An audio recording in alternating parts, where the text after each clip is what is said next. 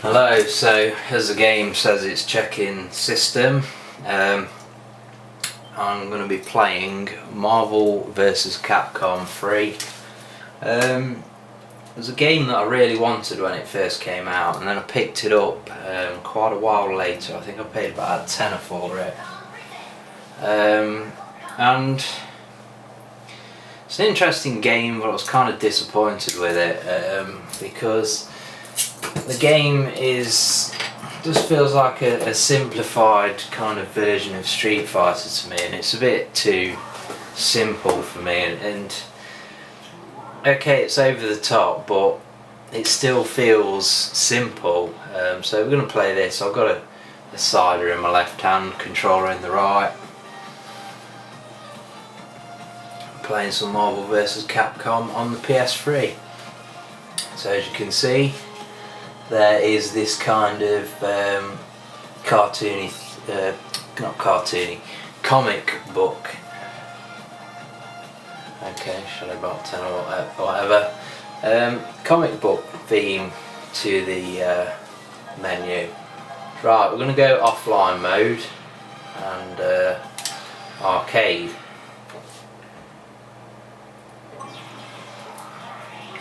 And here you can see there's a pretty big roster of characters. I'm going to go with Ryu and a couple of different assist types. I'm not really 100% on the effects. I know that it's sort of like something that they had in the Street Fighter Alpha games, and I've never really studied it too much, but it's here. We'll go type A. Oh yeah, and I forget that you get to pick a team. So Ken's in this.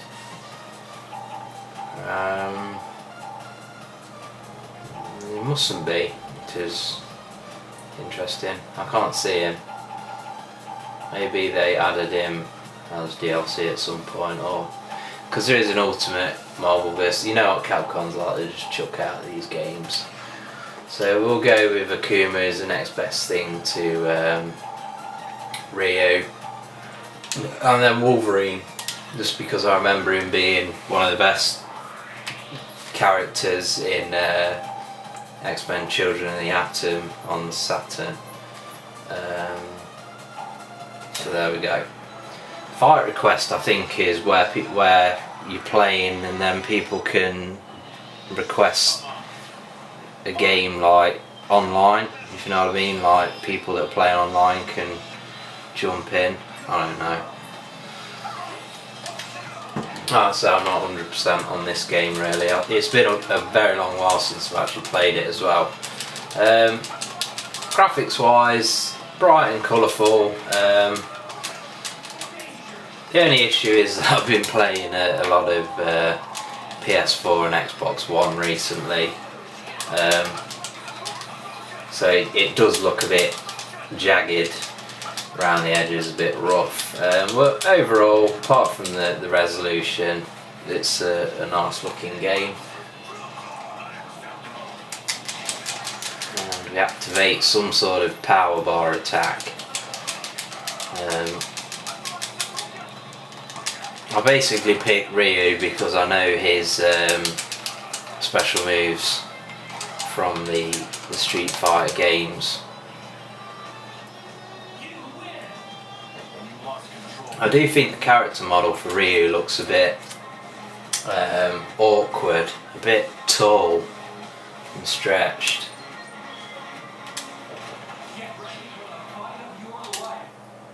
The fight of your life.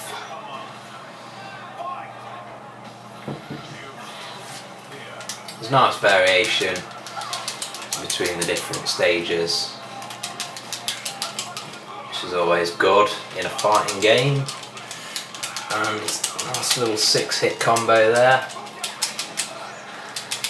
So it's an over-the-top game, but not quite as over the top as, say, Killer Instinct on the Xbox One.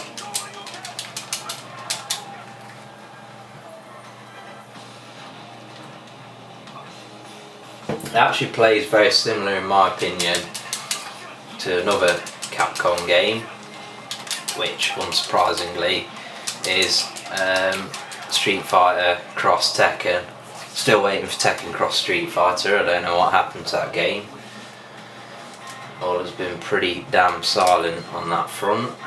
And I do actually need to get a version of Street Fighter 4 for the PS3. I did have it on the Xbox 360, the kind of vanilla Street Fighter 4, I guess you'd call it. And basically it was horrible to play because everybody knows that the Xbox 360 D-pad sucks dick. So I kind of sold that game.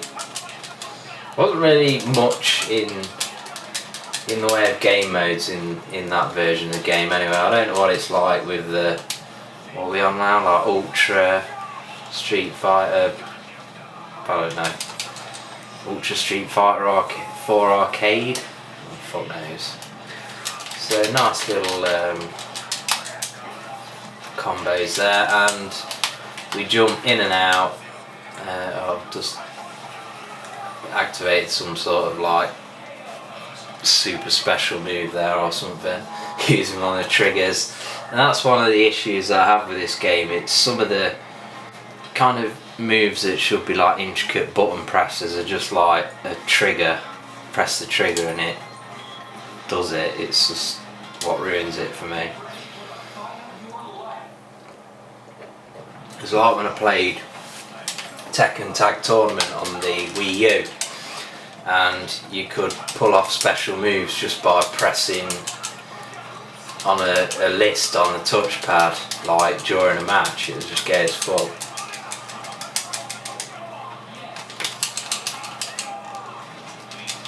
Capcom do tend to do a good game, yes, you could say that. A good job of kind of getting the attributes and the habits of, you know, the way that characters carry themselves. They have a habit of kind of portraying that in these fighting games. For example, Wesker is, you know, he's like plucked straight out of Resident Evil. You know, it's not like they put Wesker in and he's basically like Zangief or, you know, anything like that. He's very much in the style of Wesker from Resident Evil.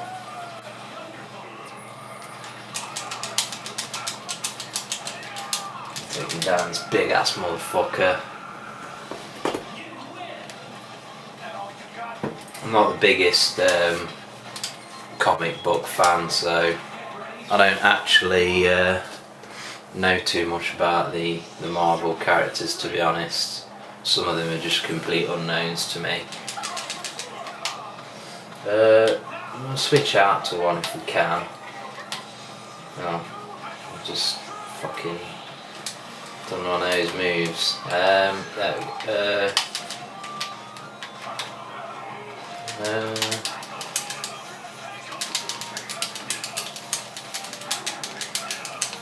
It's good fun, this game. I can imagine it's hard as nails to play online though. There is some proper experts of this game.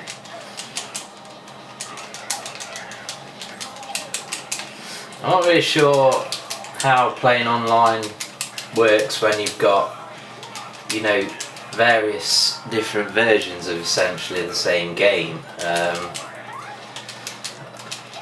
At its most basic, I just imagine that if you have this version of the game, you have to play other people with this version of the game, and that you can't play people with Ultimate Marvel vs. Capcom. I do know that there is, I think there's an upgrade for this game, or there was at some point. I don't know whether it's still there, where you can upgrade to kind of the Ultimate version by basically downloading it all as like DLC.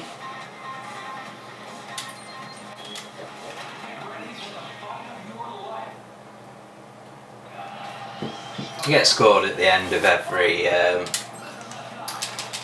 round, but to be honest, I've never really taken any notice of scores in fighting games. Scores in that sense are like something from the 80s and 90s in my opinion. It should be XP and ranking up in this day and age to unlock new characters, outfits and all of that shit.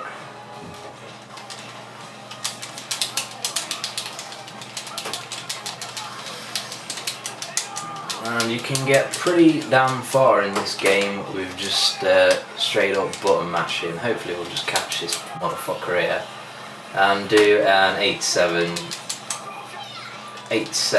hit combo, which is ridiculous even by Killer Instinct standards.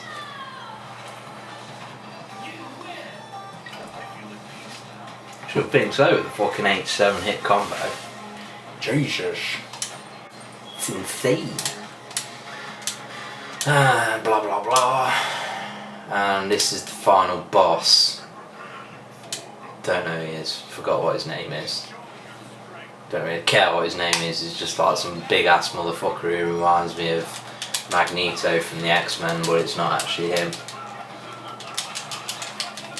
So like Master of the Universe or something silly. And I hit this motherfucker with a big ass combo. 45. That's not very good, is it? 45 hit. Oh, and I've got a trophy. I wasn't expecting to earn any trophies, to be honest. And now we have to take on the Big Daddy himself. He looks like a complete tool. And we just fucking hit him with some body shots and shit. And, I wonder whether that actually counted there.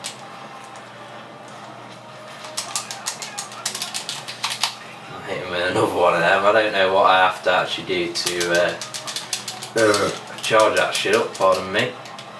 And look at that, he just flicks at me with his little finger and we jump straight in with Akuma, dishing some death.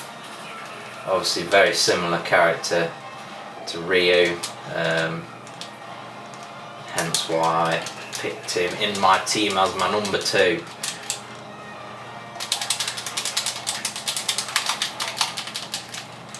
I thought Ryu was dead. Oh, I must have accidentally switched out to him. As usual, your characters recharge when you're not playing as them. So you can tactically swap to